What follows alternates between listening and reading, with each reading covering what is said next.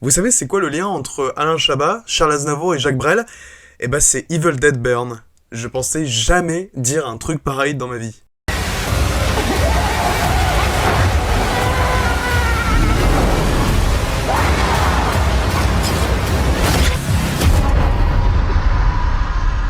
Bonjour à toutes et à tous, nous revoilà en cette période de juillet, donc nous sommes actuellement où je tourne le 9 ou 10 juillet, tout dépend de quand est-ce que sortira la vidéo, mais en tout cas on est encore au début juillet pour continuer notre période de films, où voilà, c'est les films gros blockbusters d'été, si on peut parler de blockbuster avec ce film, les films qui sortent. Donc on avait parlé dans la dernière vidéo où j'avais traité de Supergirl, que la prochaine vidéo traitera du film d'horreur, si on peut parler ainsi, tellement je trouve que ça va encore plus loin dans l'horreur, dans quelque chose de gore, de violent, avec le film Evil Dead Burn, réalisé par le français Cocorico Sébastien Vanitschek, ou Vanitschek, mais je crois que je vais plutôt dire Vanitschek, vu qu'il y a un espèce de léger accent. Donc 6e opus d'une saga qui ne cesse de perdurer depuis 1983, j'ai peur de dire une connerie, mais je crois que ça a commencé en 1983, donc la fameuse saga Evil Dead, qui tente encore une fois de se perdurer, et on va dire maladroitement, selon moi. C'est une saga culte, bien évidemment créée par un des maîtres dans le genre, de l'horreur aussi, Sam Raimi, bien évidemment, qui était la première saga culte qu'il a réalisée avant la fameuse trilogie Spider-Man. Voilà, donc une saga unique qui mélangeait bien évidemment l'horreur, le gore, mais le gore de façon très kitsch, très série B, le second degré et l'humour noir. Quelque chose qu'on a aussi beaucoup perdu depuis le remake qui avait été fait en 2013, dont le paroxysme a été pour moi le Evil Dead 2, je pense que c'est quand même celui qui est le plus marquant, mais ce n'est pas non plus mon préféré, le préféré étant pour moi le 3, donc celui qui s'appelle l'Armée des Ténèbres, tout simplement parce que c'est celui qui se prend, pour moi, le moins au sérieux, c'est celui qui décide de complètement casser son récit et de se dire, tiens, on en a plus rien à foutre, on va dire qu'on va mettre notre histoire en plein Moyen-Âge, en plein médiéval, avec des squelettes, de la fantaisie, etc. Je trouve que c'est celui qui partait le plus loin possible, mais c'était ce qui avait besoin de cette saga. Et j'adore quand on arrive à mélanger des genres, et en plus ça réussit à créer toute une atmosphère et une ambiance unique. Vraiment pour moi la trilogie Evil Dead c'est vraiment la meilleure, d'ailleurs je l'ai en coffret ici, voilà. Donc voilà, pour moi elle a été vraiment excellente de bout en bout jusqu'en 1990, jusqu'à ce qu'on a ce fameux remake donc, qui était sorti en 2013, qui était réalisé par Fede Alvarez. Sam Raimi est resté, je crois, producteur, il est resté producteur depuis, depuis qu'il l'a créé, dont beaucoup ont adoré justement le ton beaucoup plus sérieux, beaucoup plus sombre, bien évidemment, et le côté, bien évidemment, je sais pas comment on pourrait dire ça, mais un hectolitre de sang qui a été très rarement vu, avec le côté aussi un peu univers poisseux, mais c'était ce qui m'a un peu dérangé. Alors certes, c'était un remake qui, comment je peux dire ça, qui prenait le contre-pied total du film original de 1983, donc même de la trilogie originale de Raimi. Mais pour moi, en fait, ça faisait plus un banal film d'horreur, sous couture d'une quantité de gore et de brutalité, jusque-là rarement vu dans des gros films d'horreur, on va dire grand public. Du coup, j'étais pas forcément d'accord sur la décision prise par Sam Raimi depuis quelques années, depuis le remake en fait. Parce que 10 ans après, donc nous sommes en 2023, on a un nouvel épisode qui est arrivé qui s'appelait Evil Dead Rise, film que je n'ai pas vu. Alors j'aurais dû le rattraper avant de voir Evil Dead Burn, mais en fait ça m'intéressait pas, et même à l'époque où le film sortait, ça ne m'intéressait pas, lié au fait que pour moi je n'aimais pas le chemin qui avait été pris depuis le remake de Fede Alvarez. Et donc j'ai un peu squeezé cet épisode, qui pour moi n'allait pas me plaire, et de toute façon pour moi, avec ce côté un peu horreur trop classique, et qui se veut subversif par cette espèce de violence un peu décomplexée. Donc pour moi la saga Evil Dead, passé la trilogie, comme je vous ai dit, passé cette trilogie-là, pour moi il n'y a pas grand-chose d'intéressant. Mais, quelque chose est arrivé, et grâce à quoi, ou plutôt à qui? Et tout simplement grâce à des araignées. Alors c'est drôle, on parlait justement de la trilogie Spider-Man, mais grossièrement, quand je parle d'araignées, je parle pas de la trilogie de Sam Raimi, mais je parle plutôt d'araignées, de véritables araignées, et vraiment vénères. Puisqu'il y a quelques années, c'est-à-dire en 2023, comme ça on reste sur la même année, sortait le film Vermine, petit film de genre français, réalisé par un total auteur inconnu pour moi, peut-être que certains le connaissaient à l'époque, Sébastien Vanitschek, accompagné à l'écriture par un auteur dont on connaît un peu le style, et on le connaît parce que il était un peu un auteur issu du web, donc qui s'appelait Florent Bernard, en tant que scénariste, qui nous ont, à eux deux, concocté peut-être le tout meilleur film d'horreur français depuis, franchement, 10 ans. C'est un film angoissant, terrifiant, sur une invasion d'araignées, on va dire mutantes, dans une cité à Noisy-le-Grand. C'est vrai que dit comme ça sent quand même bon le film série Z, et pourtant, par la justesse d'écriture de Florent Bernard, de parler d'une famille au bord de l'implosion, qui est mêlée aussi au danger du confinement, saupoudré un peu de violence policière, et cette tension crescendo vers des araignées mangeuses d'hommes qui n'arrêtent pas de grandir, de grossir, etc., par la caméra et la mise en scène qui était assez impressionnante et en pleine furie de Sébastien Vanitschek. Donc Vermine fut un véritable choc et une révélation d'un auteur comme Sébastien Vanitschek, comme un nouveau vent de fraîcheur dans le cinéma de genre français. On a eu Alexandre Aja, on a eu Xavier Jeance, on a eu Julia Ducournau, Coralie Farja, et maintenant Sébastien Vanitschek fait clairement en fait son entrée dans l'horreur français. Et voilà que Sam Raimi, amateur de films d'araignées, dans tous les sens du terme, souhaite proposer, parce qu'il avait vu Vermine et qu'il avait adoré, proposer au duo Vanitschek à la réalisation et Florent Bernard au scénario, une totale liberté sur un projet Evil Dead. Ce qui est quand même assez fou parce que Vermine était le tout premier film de Sébastien Vanitschek, après je crois qu'il avait fait des cours. Tu te dis, waouh, au bout de deuxième film, les Américains viennent le proposer, c'est quand même assez fou. Alors ça peut être aussi les limites de beaucoup d'auteurs français qui ont commencé par des petits films indépendants aux États-Unis, enfin, je veux dire en France, et qui plus tard vont venir aux États-Unis. Et c'est pas forcément une bonne chose. Il y a beaucoup d'auteurs qui se sont cassés la gueule dès qu'ils sont partis aux États-Unis parce qu'on leur proposait pas financièrement quelque chose qui leur plaisait, on va dire, sur le territoire.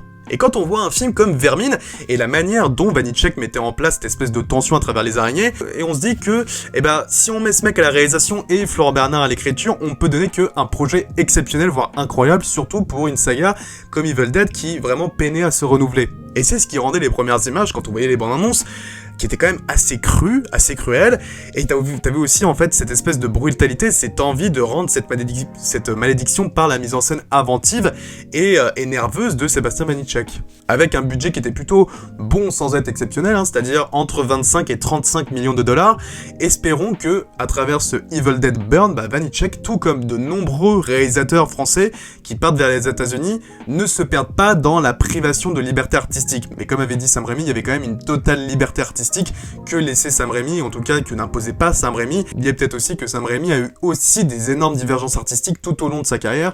Faut pas oublier ce qui s'était passé avec Spider-Man 3. Bon, pas besoin de tourner autour du pot, j'ai vu le film, et je pense que je vais pas tourner autour du pot. J'ai adoré Evil Dead Burn. C'est pour moi, tout simplement, je pense, le meilleur Evil Dead depuis, je crois, l'Armée des Ténèbres. Donc ça remonte à il y a quand même un peu 30 ans, il faut se le dire. Tout simplement parce que Sébastien Vanitschek et Florent Bernard ont absolument compris ce que devait être un Evil Dead moderne, à la sauce un peu plus européenne, certes, donc ça fait moins ricain, mais je trouve que c'est extrêmement réussi. Avec une vraie empreinte, une vraie vision, tout comme ce que la saga avait envisagé quand même depuis 2013, mais en fait pour moi je le ressentais pas pleinement, mais cette fois-ci on sent enfin qu'il y a quelque chose qui s'est passé, que enfin tous les feux étaient ouverts, et ça prouve, enfin en tout cas ça donne vraiment un film qui est très très réussi pour ma part, en tout cas dans son genre. Vraiment, j'ai pris un pied monstre avec ce film. Alors, important de préciser que je vois pas beaucoup de films d'horreur au cinéma. Enfin, j'en vois, mais je vais pas au cinéma pour voir des films d'horreur. Lié à plusieurs facteurs. Premièrement, je trouve que les gens, ou en tout cas le public qui vont voir des films d'horreur, pour moi, sont insupportables. C'est souvent une bande de connards qui ont besoin de sensations fortes, donc qui foutent la merde dans les salles. C'est pour ça que je n'y vais jamais. Et tout simplement aussi sur le fait que, désolé de dire ça, mais 80% des films d'horreur qui sortent sont quand même assez ridicules et assez caricaturaux. Ils sont pas intéressants. Quand tu vois les bandes annonces, t'as l'impression d'avoir vu le film déjà 30 ou 40 fois. Il reste ce 20% de films qui sont plutôt honorables, qui sont plutôt intéressants, comme le film Backroom par exemple, ou Obsession, et Evil Dead Burn fait partie du meilleur de ce lot. Et tout ce qui est film d'épouvante, de slasher, etc., avec les screamers, c'est à foutre à la poubelle, c'est de la merde. Mais en fait, au-delà que ça soit emmerdant et que ça m'intéresse pas, c'est surtout le fait qu'on prend pas de bons réalisateurs qui savent créer une ambiance, qui savent créer véritablement une sorte d'entité terrifiante et avoir une vision unique. Et donc, quand on voit un film pareil, donc Evil Dead Burn, avec aucune limite, aucun préliminaire, car dès le début, Vanitschek te dit, le film va être à 100 à l'heure, il va jamais te laisser en pause, il va jamais te laisser un moment pour respirer un petit peu, non, c'est non-stop l'enfer. Franchement, il y a très très peu de temps de pause ou de calme. Clairement, l'intro te dit que t'es parti pour 1h50 de furie, de violence, de diablerie, et jamais ça s'arrête. Et une proposition comme celle-ci, surtout venant de la France, je ne peux que saluer. On va revenir sur chaque élément qui font que je trouve que vraiment cet Evil Dead est pour moi pleinement réussi. Alors, j'ai quelques limites. Voilà, j'ai quelques petits défauts par-ci par-là, mais franchement, si vous voulez être bousculé, si vous voulez en prendre plein la gueule pendant 1h50, avec des morts, du sang, des larmes, des surprises, bah franchement, clairement, vous allez pas être déçus et foncez. C'est une expérience, véritablement. Je crois que ça fait longtemps que j'avais pas ressenti quelque chose d'aussi fort, même dans la violence, même dans le dégoût. Franchement, ça m'a vraiment, j'ai pris un énorme pied, dans le bon et dans le mauvais sens. Et en plus, le film a le luxe de vouloir développer des thématiques plutôt intéressantes, plutôt intelligentes, qui vont se mélanger avec le cinéma d'horreur, que va mettre en place à la fois Banitschek et surtout Florent Bernard, parce qu'il faut pas oublier que Florent Bernard est à l'écriture du film. Donc clairement, c'est le meilleur du cinéma d'horreur, selon moi, et c'est pour moi une expérience que je vois pas beaucoup au cinéma, parce que je vois pas énormément de films d'horreur. Ce que je trouve très fort dans le film, au-delà de la réalisation et de son rapport à la violence et à la famille, c'est sa capacité à pousser son concept au maximum. Jusqu'au bout, c'est-à-dire que le film réussit à montrer, ou en tout cas à monter en puissance constante, à travers chaque membre de cette famille, que ce soit le père, la mère, la grand-mère et même la copine d'un des mecs. Chaque personnage, en fait, ce qui est intéressant, c'est qu'en fait, tu vas voir que chaque personnage va devenir une nouvelle étape dans cette confrontation avec le mal, puisqu'on va suivre le personnage qui est joué par Souela Yacoub, donc Alice, je crois. Donc c'est ce personnage qu'on va suivre, et au fur et à mesure où ce personnage qui est un peu étranger à cette famille, puisqu'elle était la nana d'un des frères qui est mort, c'est là où va puiser l'origine de cette malédiction.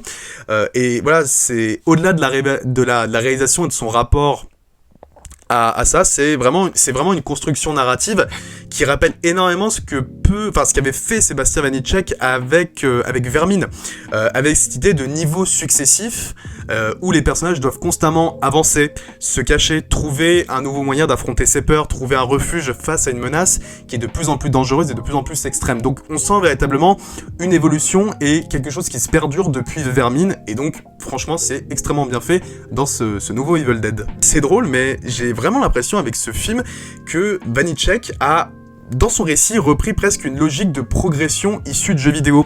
C'est-à-dire avancer dans un environnement hostile, affronter une nouvelle menace qui devient toujours plus grande, toujours plus dangereuse.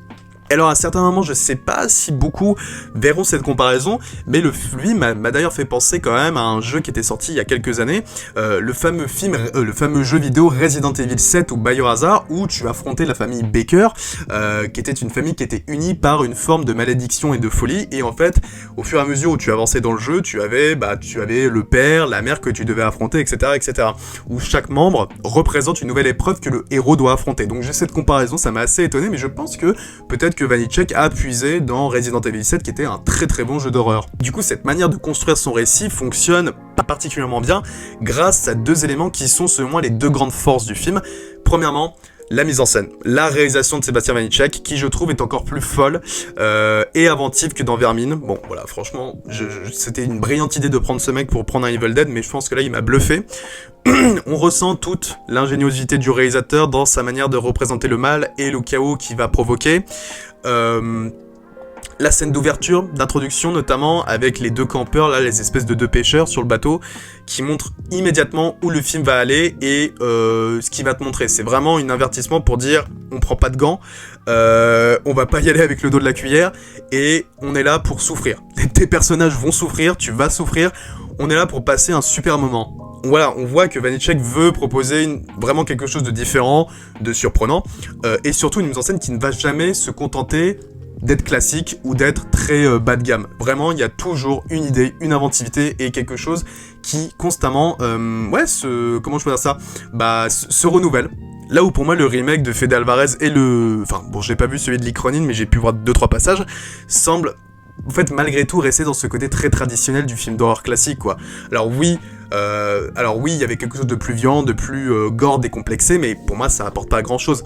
Evil Dead Burn, lui, il apporte un ton et un style beaucoup plus personnel, notamment grâce à son identité européenne, bien évidemment. Alors oui, Fede Alvarez avait des origines un peu espagnoles, si je dis pas de conneries, mais bon, on sent quand même qu'il y avait un gros cahier des charges derrière et que, là il y a véritablement une liberté créatrice infinie.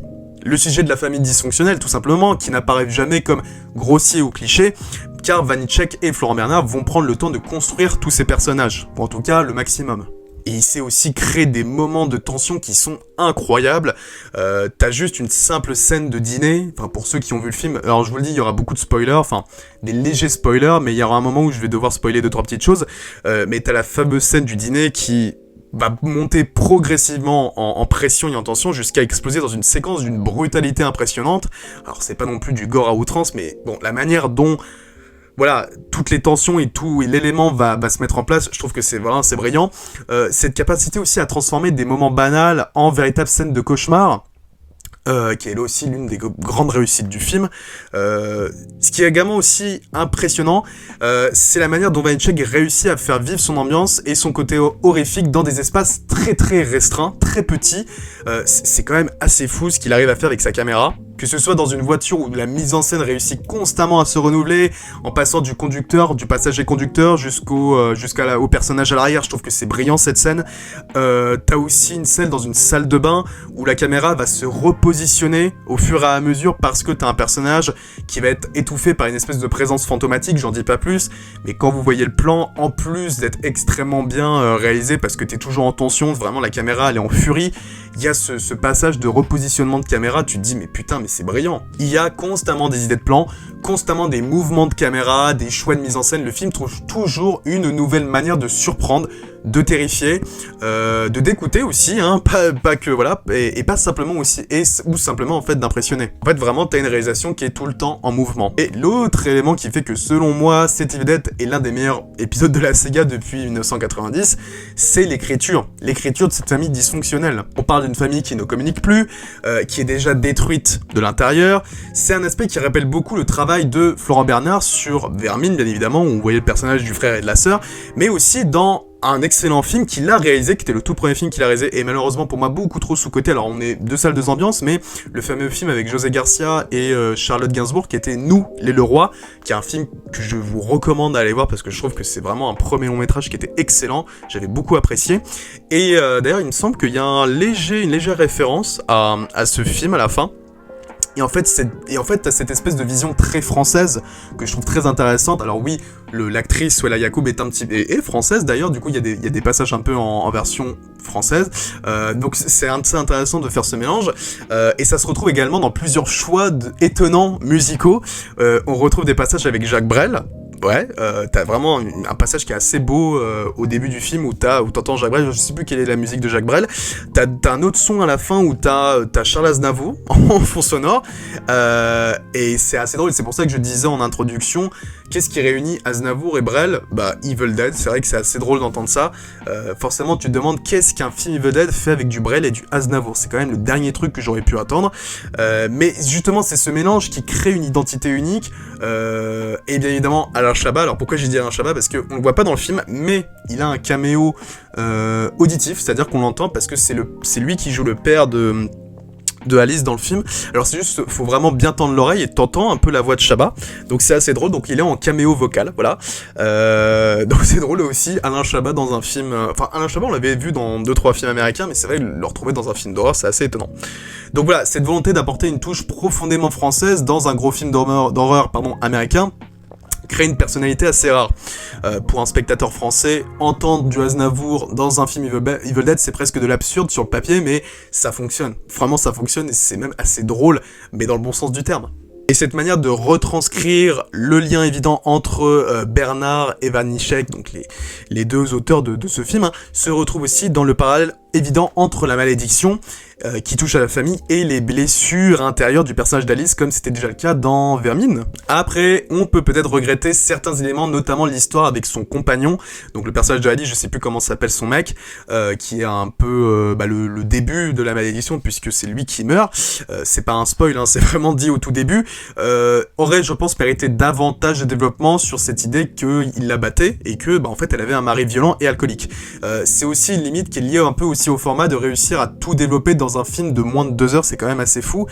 Et déjà, ce qu'il a réussi à faire en 1h50, c'est déjà de l'exploit. Parce que le film dure environ 1h50, je crois, et pourtant on voit absolument pas le temps passer, quoi. Le rythme est frénétique, et c'est presque constamment en mouvement. Au niveau des acteurs, je les trouve tous très bons. Alors, mention spéciale à l'acteur qui joue le daron, qui est vraiment complètement fou, qui apporte une espèce d'énergie assez folle, qui est terrifiant. La grand-mère qui possède un côté un peu drôle, hein, le côté comic relief, parce qu'elle est un peu Alzheimer, etc. Donc ça permet d'équilibrer un peu avec la noirceur de l'histoire. Et bien évidemment, ce 6e opus réussit aussi à corriger certains excès des 2 derniers films. Bon, je pense que je l'avais déjà un peu dit. Il garde évidemment la violence de la saga depuis toujours, hein. Mais aussi une violence beaucoup mieux construite selon moi, jamais présente uniquement pour choquer, parce que le film va loin, va même très loin. Faut quand même s'attendre faut pas oublier que le film est interdit aux moins de 16 ans, donc je me dis, s'il y a quand même un avertissement, une interdiction aux moins de 16 ans, c'est que, oui, il faut aller au bout de son extrême. Mais cette brutalité possède toujours une fonction narrative et émotionnelle, et d'ailleurs le film est beaucoup plus brutal que violent. Je dirais même que le film de Fede Alvarez était plus gore, mais dans le mauvais sens du terme. Là, c'est beaucoup plus un côté brutal, et je trouve que ça se retranscrit très bien à l'écran.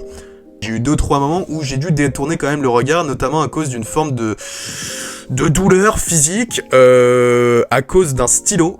Voilà, pour ceux qui sauront, je trouve que ce passage est horrible, parmi tant d'autres qui sont assez dégueulasses. Parce que oui, c'était quand même un peu teasé, mais oui, tous les personnages vont quand même subir des choses extrêmement violentes. Il y aura des objets qui vont transpercer des corps, hein, vous vous doutez bien. De toute façon, on le voyait dans les bandes annonces. D'ailleurs, les bandes annonces qui sont assez folles parce que ils te montraient beaucoup de choses extrêmement violentes. Alors, je pense que les bandes annonces étaient mal foutues parce qu'elles te montraient beaucoup de passages, mais c'était très graphique et ça censurait pas grand chose étonnamment. Donc oui, c'est des blessures très graphiques, et donc il y a une brutalité permanente. Donc voilà, hein, vous attendez, vous savez qu'est-ce que vous allez voir, ça va pas être du très propre, hein. Et la différence, c'est que la violence existe grâce à la caméra de Vanitschek, et elle n'est pas seulement là pour provoquer une réaction facile. C'est-à-dire que vraiment, pour moi, elle participe à l'ambiance du film, et au malaise, et à l'identité du film.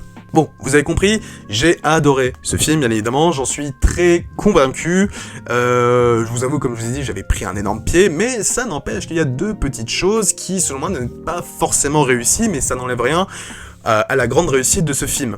Premièrement, et ça c'était un peu le problème que j'avais eu depuis que Sam Raimi a voulu prendre cette direction et cette identité pour la saga, pour moi il y a un gros problème sur ne plus retrouver ce côté nuancé dans l'humour. C'est-à-dire qu'il y avait cette capacité dans les 3 premiers films à garder un soupçon de légèreté malgré le gore, donc cette idée d'humour noir, hein, parce que ce qui est intéressant dans le film, c'est que t'as le personnage de la grand-mère, qui elle, voilà, comme j'avais pu le dire, fait davantage office de comic relief, qui est drôle, hein, il y a des moments qui sont sympas, mais en fait, encore une fois, je trouve qu'il y a encore une fois un côté trop sérieux, trop sombre, alors que véritablement, tu te dis que non, c'est trop gros pour que ça soit quelque chose de trop sombre. Donc voilà, je trouve que encore une fois, on a perdu un peu ce côté second degré. Alors ça plaira à certains, d'autres seront plus déçus. En fait, c'est tout dépend comment vous analysez et comment vous voyez cette saga, si vous préférez la version, ou en tout cas les versions de Sam Raimi, ou si vous aimez la vision que peut avoir Fede Alvarez ou Lee Cronin. Tout dépend en fait, c'est assez vaste comme saga, et de toute façon c'est même pas fini, puisqu'il y en a un 4e qui devrait sortir en 2028, je crois, qui s'appelle Evil Dead Wrath.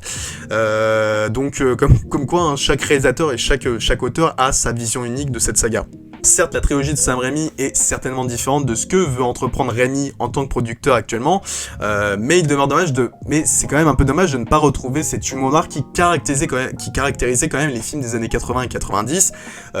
Et l'autre petit souci que j'ai, c'est un peu son climax. Alors, plutôt sympa, hein, dans un sens, je trouve que le climax fonctionne bien, mais on aurait peut-être pu en attendre davantage, notamment concernant l'antagoniste final. Alors attention, je vais spoil, voilà, pour ceux qui ont vu le film, mais le fait que l'ultime ennemi soit le mec d'Alice, c'est pas une mauvaise idée, je trouve que c'est même plutôt cohérent, même sous une forme démoniaque. Mais en fait, le choix d'en faire une créature entièrement numérique en CGI, ça me paraît plus dérangeant en fait. On aurait pu s'attendre à quelque chose de moins générique et de moins blockbuster parce que, en fait, pour moi, cette espèce de monstre en CGI, ça n'a pas à voir en fait dans ce genre de film qui est vraiment très terre à terre, c'est un peu décevant. Surtout après avoir traversé 1h40 de pure folie, je me dis, on aurait pu espérer mieux quand même comme finale, surtout avec ce grand méchant. Que ce soit davantage à la hauteur de cette démesure et peut-être un peu plus subtil malheureusement. Ainsi, la malédiction s'est bel et bien brisée avec ce 6e opus qui réussit à redonner la force et l'horreur perdue des 2 derniers films pour en extirper toute la brutalité, la tension et la furie de la saga de Sam Raimi, qui peut être fier du travail du petit français Sébastien Vanitschek, qui fait de Evil Dead Burn un retour terrifiant et réussi de la saga, et surtout l'un des meilleurs films d'horreur de l'année 2026. Pas mal, non? C'est français. Voilà ce que j'avais à dire sur Evil Dead Burn, j'ai essayé de faire pas trop long parce que je pense que voilà, il n'y avait pas besoin non plus d'en faire des tonnes non plus. Donc réalisé par Sébastien Vanitschek, dont j'en suis vraiment, je suis assez fier quand même, j'applaudis le travail de ce mec parce que bah c'est bon, hein, c'est un mec qu'il faut suivre. Après ces deux films, j'ai hâte du 3e projet qu'il va faire parce que véritablement c'est une valeur sûre qui peut faire partie maintenant de cette longue liste comme Coralie Farja, comme Julia Ducournau. Alors c'est vrai que Ducournau, le dernier film qu'elle avait fait, Alpha, n'était pas terrible, mais voilà, Coralie Farja par exemple de Substance c'était génial, etc. Donc voilà, ça fait partie de ces vraiment superbes auteurs du cinéma de genre. Donc, qu'en avez-vous pensé de votre côté? Est-ce que vous êtes dithyrambique comme moi? Est-ce que vous êtes un peu plus déçu par rapport aux autres anciens Evil Dead? Même si la plupart des critiques vraiment sont quand même assez positifs sur ce film et ça me paraît logique. Hein. Moi je trouve que vraiment c'est le... Oh, je sais pas si c'est le meilleur film d'horreur que j'ai vu, mais bon, c'est quand même de la haute qualité. C'est bien hard, c'est bien jusqu'au boutiste. Au détriment de d'autres films d'horreur que j'ai pu voir récemment comme Obsession, que j'ai trouvé sympa mais sans plus. Je pense qu'on a fait un peu des tétraquès sur Obsession, alors c'est pas mauvais Obsession, c'est plutôt bien, surtout quand on sait d'où vient le réalisateur, hein. C'est un ancien youtubeur, c'est un peu comme Backroom, j'ai pas vu donc je donnerai pas mon avis. C'est pour moi un bon film, c'est plutôt intéressant, mais bon, ça va pas, ça va pas révolutionner quelque chose quoi. C'est un film d'horreur, oui indépendant, mais c'est pas le chef-d'œuvre tant attendu. En tout cas, moi j'ai pris un plus gros pied sur Evil Dead Burn. Alors, il y a plus de budget, bien évidemment, mais voilà, je pense qu'on en a fait un peu des caisses sur Obsession. Donc, dites-moi tout ça dans les commentaires, et on se retrouvera la semaine prochaine pour, tout simplement, ça.